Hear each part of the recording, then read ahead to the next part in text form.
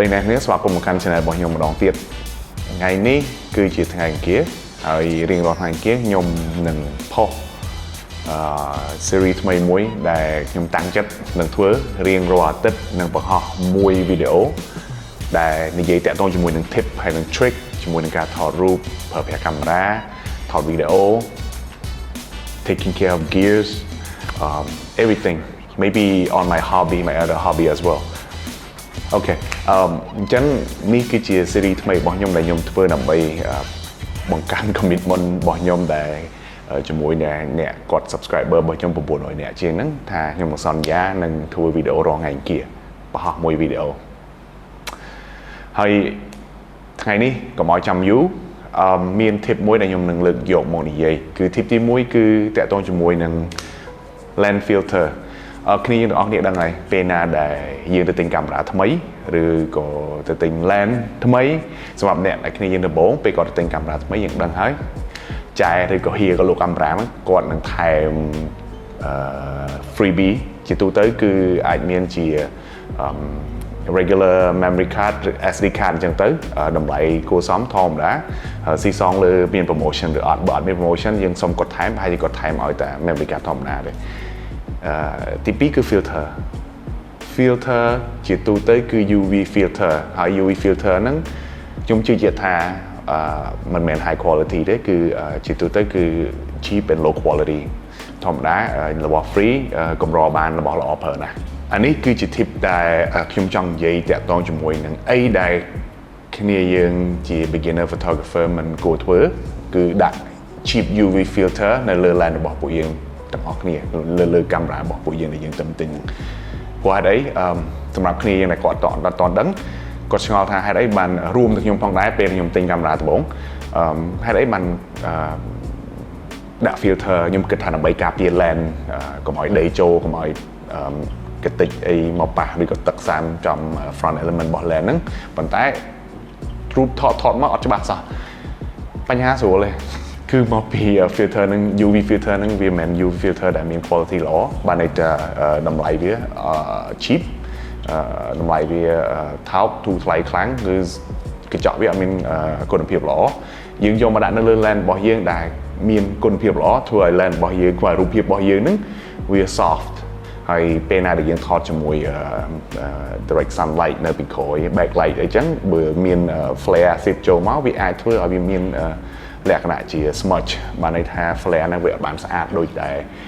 lens manufacturer រំពឹងទុកថាវានឹងធ្វើចេញជាលក្ខណៈ artistic មើលទៅស្អាតនៅលើរូបភាពប៉ុន្តែវាធ្វើឲ្យបតិបតៈវិញវាស្អាត ghosting អីចឹងទៅអាហ្នឹងមួយទី2វាអាចធ្វើឲ្យរូបហ្នឹងរបស់យើងហ្នឹងនៅកន្លែង highlight fall off ជាមួយនឹង shadow ហ្នឹងអាកន្លែងហ្នឹងគឺចេញគេហៅថា CA ខ្លីសម្រាប់ chromatic aberration គឺជាការបែក color ដែលនៅចន្លោះ highlight ហើយនិង shadow ហ្នឹងវាអាច lens ខ្លះអាចចេញពណ៌បៃតង lens ខ្លះអាចចេញពណ៌ស្វាយ really depend on the coating on the front element អញ្ចឹង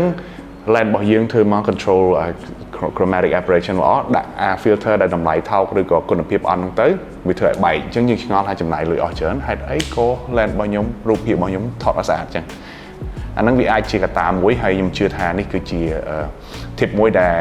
ជួយជាប្រយោជន៍ដល់គ្នាយើងដែលគាត់ទៅថតបើតាមខ្ញុំផ្ទាល់ខ្ញុំអត់ដាក់ UV filter ខ្ញុំបានការណែនាំពីមិត្តភ័ក្តិខ្ញុំមួយចំនួនដែលជាអ្នក professional photographer គាត់ដឹងថាគាត់ណាគេហើយគាត់តែវាខ្ញុំឆ្ងល់ដែរហេតុអីបានអត់ដាក់សុខចិត្តឲ្យកតិចដីកតិចអីនៅលើ front element ហ្នឹងព្រោះគាត់ប្រាប់ថាហើយក៏ដូចជាការអីដែលខ្ញុំស្រាវជ្រាវខ្ញុំមើលទៅគេថា front element ហ្នឹងគឺវាជា protect វាមានដូចទៅថាវាការពារហើយសម្រាប់តែកតិចដីកតិចអីហ្នឹងគឺអត់បញ្ហាទេយើងគ្រាន់តែប្រើ rocket blower ផ្លុំវាអស់ទៅគឺវាអស់ហើយអាហ្នឹងវាមិនជាបញ្ហាចោលទេពេលយើងថតរូបមើលអត់ឃើញទេជាពិសេសរៀង wide aperture ជាងបន្តិចទៅវាមើលឡើងឃើញហើយលើកឡើងតែយើងធ្វើថតពេលយប់ long exposure អាហ្នឹងអាចចេញវាដូចតែកតិចនៅលើ sensor ដែរប៉ុន្តែជាទូទៅកតិចដីមកអីហ្នឹងអត់មានបញ្ហាទេបើសិនជាយើងចង់ប្រើ UV filter យើងទិញ UV filter តម្លៃថ្លៃដែលកញ្ចក់ដែលមានគុណភាពខ្ពស់យកមកដាក់នៅលើមុខ lens របស់យើងហ្នឹង ប្រើពេលណាប្រើជាទូទៅគឺប្រើពេលដែលយើងរំពឹងទុកថាសកម្មភាពឬក៏ event ដែលយើងទៅថតហ្នឹងតាក់ទងជាមួយការបាយទឹកបាយដីខ្ទាតខ្សាច់ឧទាហរណ៍ដែលល្អមួយគឺជាទូទៅ photography ដែលគាត់នេះល្បីៗនេះខ្ញុំមើលឃើញគាត់ទៅថតនៅកម្មវិធី Holly Festival គេអញ្ចឹងនៅឥណ្ឌាគឺជាកម្មវិធីប្រពៃណីរបស់គេបាចម្សៅបាយអីពេញហ្នឹងខ្ញុំជឿថាគ្នាមួយចំនួនអាចឃើញជាទូទៅគាត់ rep កាមេរ៉ាគាត់ជាមួយថង់ហើយខាងមុខ lens របស់គាត់គឺគាត់ដាក់ UV filter ដែលមានគុណភាពល្អដើម្បីធ្វើឲ្យរូបគាត់មានគុណភាពល្អដែរហើយអត់មាន chromatic aberration ឬក៏ bad flare អីចឹងទៅអញ្ចឹងវាមិនមែនថាអត់មាន function ដែលថាយើងប្រើបានទេប្រើបានប៉ុន្តែប្រើរបស់ឲ្យត្រូវប្រើឲ្យត្រូវពេលវេលាតែប៉ុណ្្នឹងទេថ្ងៃហ្នឹងហើយនេះគឺជា episode ដំបូងរបស់ Tip Tuesday ដែរសង្ឃឹមថាគ្នាយើងនឹង tune in រាល់ថ្ងៃអង្គារដើម្បីជួយ support